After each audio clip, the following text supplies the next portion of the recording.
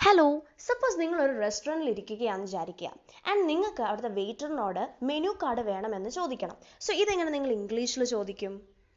Hello, can I see the menu card please? Even though അവർ നമുക്ക് ഇങ്ങോട്ടാണ് service provide ചെയ്യണതെങ്കിലും നമ്മൾ ഒരു റെസ്പെക്റ്റ് കാണിക്കാനായിട്ടാണ് ഇത്രയും പൊലൈറ്റ് ആയിട്ട് നമ്മൾ അവരോട് ചോദിക്കുന്നത്. പ്ലീസ് എന്നുള്ളൊരു വേർഡ് യൂസ് ചെയ്തിട്ടാണ് നമ്മൾ ഇത്രയും പൊലൈറ്റ് ആയിട്ട് അവരോട് ചോദിക്കുന്നത്.